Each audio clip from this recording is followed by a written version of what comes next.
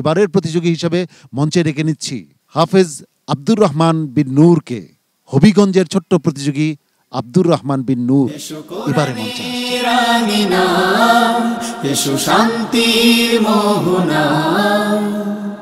আসসালামু আলাইকুম ওয়া রাহমাতুল্লাহি ওয়া বারাকাতুহু। ওয়া আলাইকুম আসসালাম ওয়া রাহমাতুল্লাহি ওয়া বারাকাতুহু। কত বয়স আপনার? 12। হিফজ করলেন কত দিনে? 1 বছর, অর্থাৎ 12 মাসে আপনি কোরআনের হাফেজ হয়ে গিয়েছেন। তো আজকে একটু তেলাওয়াত শুনতে চাই আমরা, আমাদেরকে একটু তেলাওয়াত শোনান। হ্যাঁ ইনশাআল্লাহ। আউযু বিল্লাহি মিনাশ শাইতানির রাজীম। বিসমিল্লাহির রহমানির রহিম। وقال إني ذاهب إلى ربي سيهدين رب هب لي من الصالحين فبشرناه بغلام حليم فلما بلغ معه السعي قال يا بني إني أرى في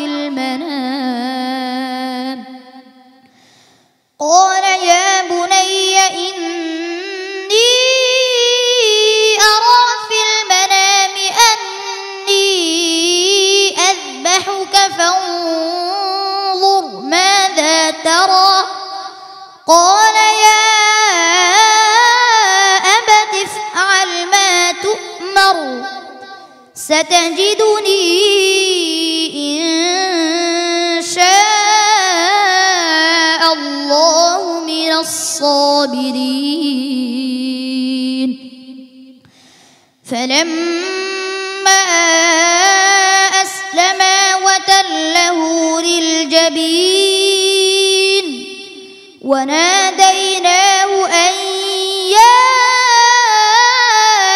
إبراهيم قد صدقت الرؤيا إنا كذلك نجزي المحسنين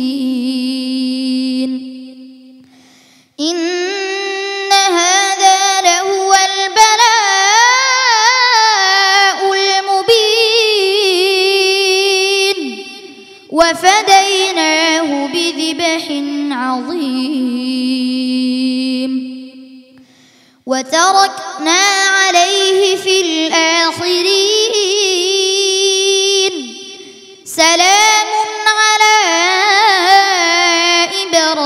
إبراهيم كذلك نجزي المحسنين إنه من عبادنا المؤمنين وبشرناه بإسحاق نبيا من الصالحين وباركنا عليه وعلى إسحاق ومن ذريتهما محسن وظالم لنفسه مبين ولقد مننا على موسى وهارون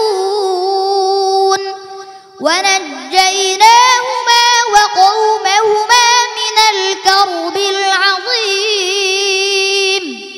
ونصرناهم فكانوا هم الغالبين وآتيناهما الكتاب المستبين وهديناهما الصراط المستقيم وتركنا عليهما في الآخرين حسبك صدق الله العظيم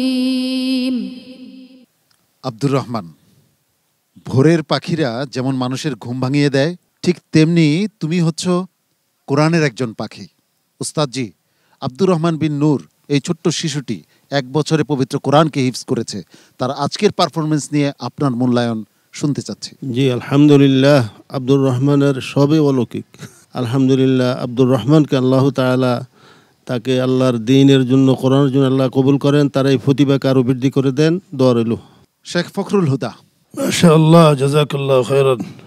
আব্দুর রহমান বিন নূর, মাশাআল্লাহ, তুমি সুন্দর তিলাওয়াত করছিলে। তোমার তাওয়াজুন, তিলাওয়াতের ভারসাম্য খুব ভালো ছিল। মদ গুনার পরিমাণগুলি ঠিক ছিল।